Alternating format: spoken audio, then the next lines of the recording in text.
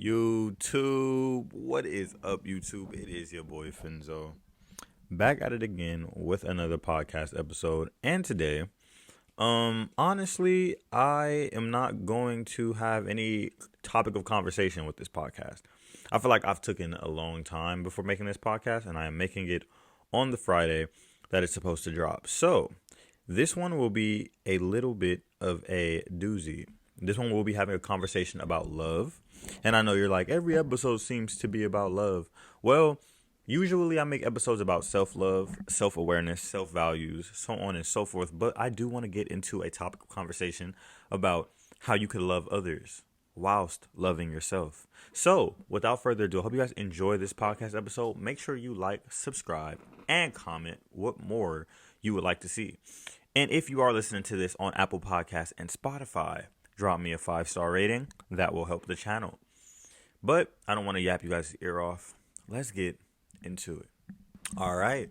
So, first starts, I do want to say love is a weird thing. And I know you guys are probably like, yes, we've been in love before. And when being in love, realize that it's not easy to maintain. Well, I do want to explain to you guys that love should never be easy to maintain because it comes with a price. Now, will I be explaining those prices to you? No, but I will be giving you guys a rundown on certain things that love can mimic and how you could probably fall into a trap believing that this could be love. For starts, I do want to say when it comes to love, it's more of a thing where you ask yourself, is it worth value or is it something to just cope? You know what I mean? If not, I'll explain. When looking for love, you usually won't find it in any of the right places. Question why? Allow me to tell you. Because when you look for love, it's not genuine. You're looking for something to cope. That's what I mean when I say, is it worth value or a way to cope? When coping, you find a reason to fill in the gaps that you eternally don't have. Yes, I did just say that. I did. And I mean no harm when I say these things to you guys, but I feel like if I'm more realistic with you, you'll perceive it in a way I want you guys to. So if you have a lover or someone that you like and you feel like it feels hopeless when they're not there. Like you feel hopeless when they're not around, or you feel like life isn't worth the value that it should be worth when they're not around, you should question yourself.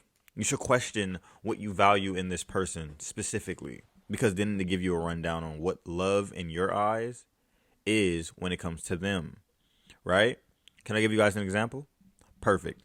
So look, once I was in what we like to call deluded love, which is what we're going to call this value state. We're going to call it deluded love because it isn't real. Because love has we'll get into it.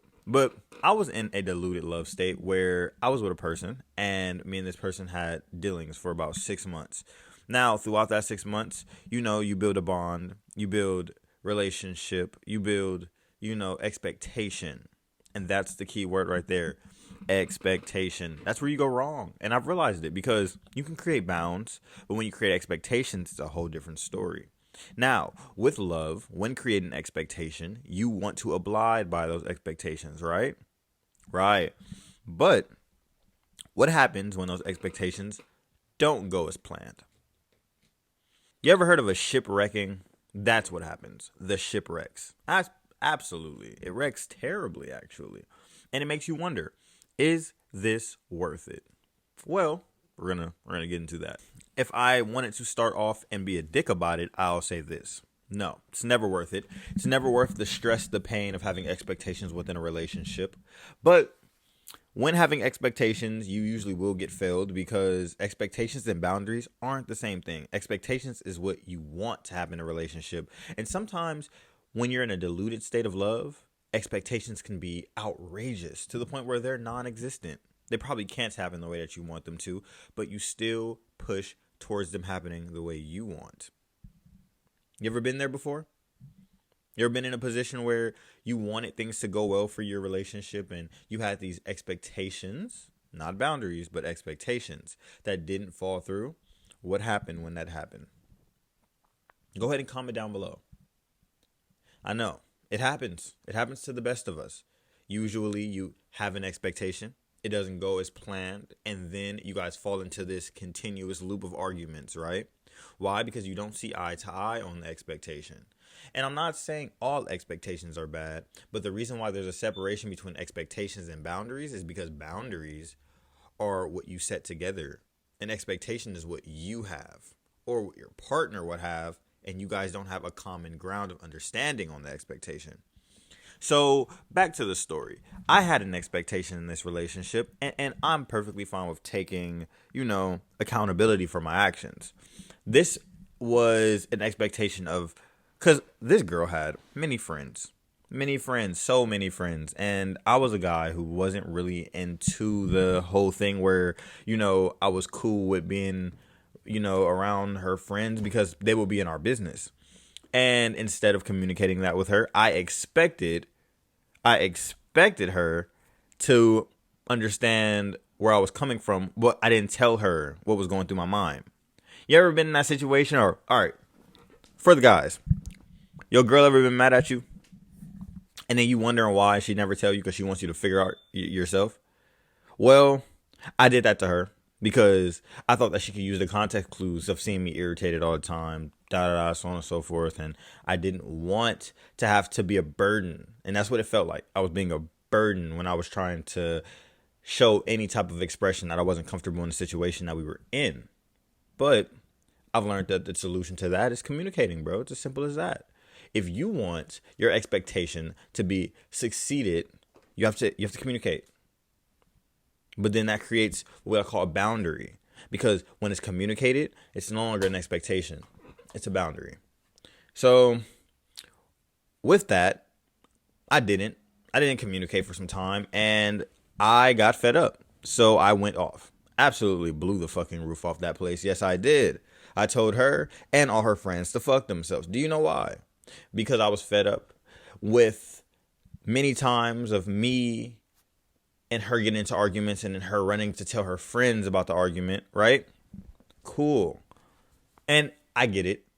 You vent to your friends. You tell your friends how you feel. Cool. I get it. But I feel like there were small situations that got blown out of proportion because we never had an understanding of comprehension. That's another key word right there, guys. Comprehension. And I mean, this is obvious. But to a lot of people, you guys don't understand what that means. And it means that you have to see eye to eye. Like I've been saying, come to terms with your partner. Come to terms with what you and your partner want in the relationship so then you can build a solid foundation. We'll get into that, though. But yes, I did blow the top off this motherfucker. And did it end well? No, it didn't. But you did learn from the lesson. I did learn from the lesson. So now we're here. And I do want to say, if you are going through something with your partner, communicate it. And I don't mean no small shit like have a sit down and be like, look, this is what I don't like. No, sit down and look, this is how I feel about this. Remember, when communicating, it isn't always about this, I want. It's what we need. I just ate, didn't I? Round of applause in the comments. Go ahead. I'm awaiting. No, I'm just playing with y'all. But for real, I mean, you take time, you and your partner will see eye to eye, and it will never be a problem. It will never be a problem. Now, I can't say this. One of the best things about relationships is that when you guys do see eye to eye, it is so fun. Do you know why? Because you guys can set boundaries. Now we're segueing into the real conversation, the real fun conversation, the real truth to what you guys need and the matter at hand. Now, the thing about boundaries are they aren't bad to set, but sometimes boundaries can be clouded by expectation, right? What I want you guys to understand is not to expect your partner to understand where you're coming from.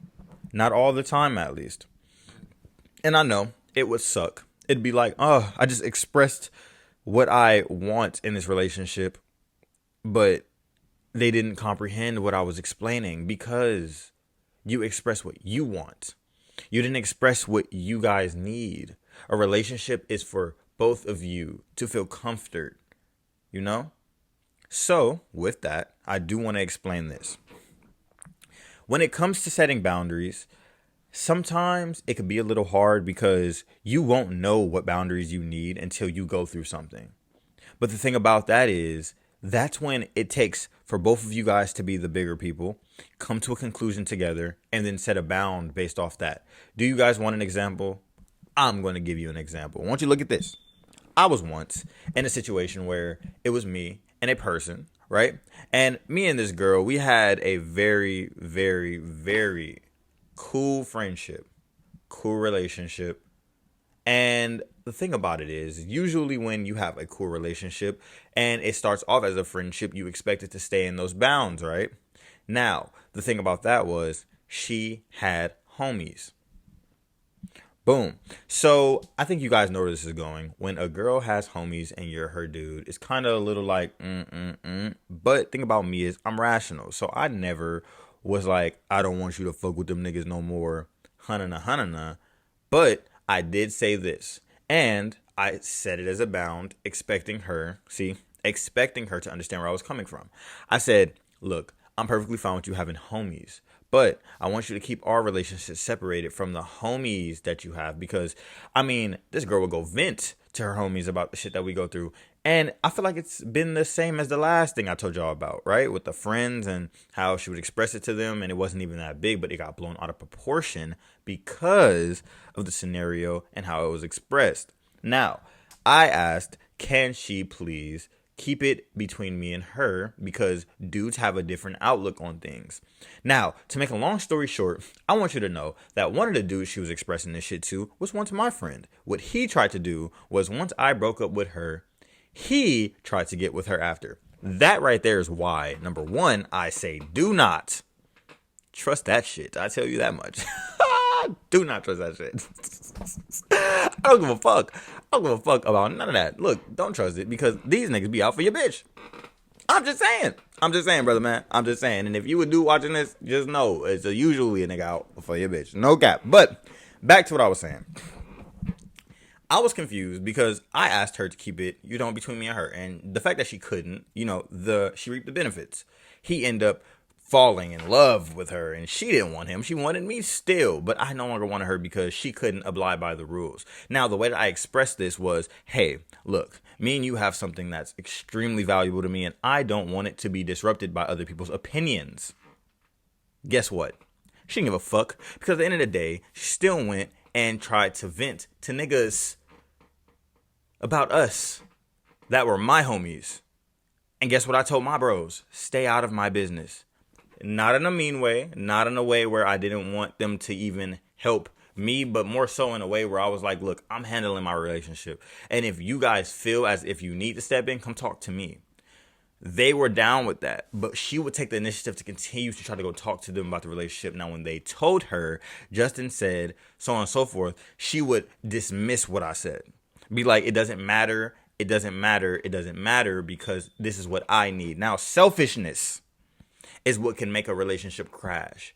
Because like I said, it's not about what you need, it's about what we need. And if I told my bros to stay in their fucking lane and you continue to ask them to step out of their lane to come in yours, what the fuck do you think is going to happen? Selfishness. So, when you're in a relationship and love is something that you guys want to be a true foundation, it'll usually start with loyalty, bro. And the loyalty behind it is, if you and your person have something that you guys want to work on together, or that you've communicated to your partner that you want to keep in the bounds in between you and them, then there should always be a boundary stricken and understood that there should be no words without our premises. No words outside our premises. You understand? Cool. Now, it's cool because at the end of the relationship, I made things clear. Yes, I did. You want me to tell you how I made them clear? Short story. We were in class. This was around my 11th grade year at school. We were in history. And I had my last fucking straw. This girl got up, came up to me. At this point, I don't even want to work, talk, none of that shit to her. I'm minding my fucking business. I'm chilling with the bros. Cool. She walked up to me. She's like, hey, can we talk? I look at her. I said, no. I'm good. Now, I didn't tell y'all why we stopped talking or why we broke up, but it was a lot more than what I'm explaining to you. Walks up to me, hey, can we talk? Nah, I'm good. Now, this is what I didn't say, but she had most recently just asked my bro for some advice. He told me, and I went, after I said I didn't want that. Cool. Okay. So now she's already broken the rule 3 times. 3 strikes. What did they say? You're out. She was out. So I got up and I said, look, bro, I no longer want you and me to have no conversation. I'm good. I don't want it. So step back, stay in your lane, stop talking to me. She decides to go, well, I still, and I want to, and I'm like, man, damn, bitch, leave me the fuck alone. I got mad. I was like, yo, bitch, leave me the fuck alone. I'm like, you don't get it? You did too much already. I no longer want this. You're forcing your hand, and I am going to spaz, bitch. So the bros stand up. They look at me. They're like, look, bro, chill out. You feel me? She just wanted to express herself. I said, nigga, hasn't she already expressed herself to y'all enough? She ain't once came to me to tell me how she feel. And it isn't that I didn't validate her feelings. I was the most reassuring motherfucker on earth. I was young, but I for sure knew what reassurance was.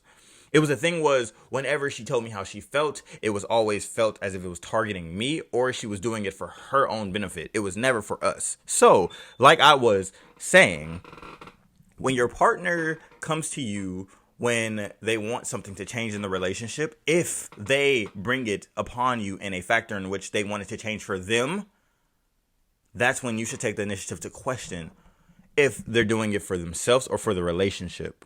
Because I've learned from my mistakes that if you are selfish, it's no longer a boundary. It's a expectation being set. And I don't like expectations, neither should y'all. Now, I know I just went on a huge rant about, expectations and boundaries. But I do want you guys to understand that when it comes to boundaries, they're healthy. Expectations are never going to be healthy. Because if you expect to get a job and you don't get it, how would you feel afterwards? Cool. Right? Now, relationships. If you expect for you and your partner to see eye to eye, but you guys have never actually sat down and had an eye to eye based conversation, what's going to happen next? You're going to sit down, have that conversation, but it will never be eye to eye. It will be a want and want situation instead of a need and need situation. This is what we need. That's foundation. That's priority. That's a boundary. An expectation is, this is what I need out of this relationship because you're not giving me enough. Bitch, enough? Bitch, you know what? Nah, let me stop. But yeah, this episode wasn't going to be long, but I did want to make an episode about, expectation and boundary because I felt like these are things that it took me a while to understand, but something that I've always had some type of common understanding on.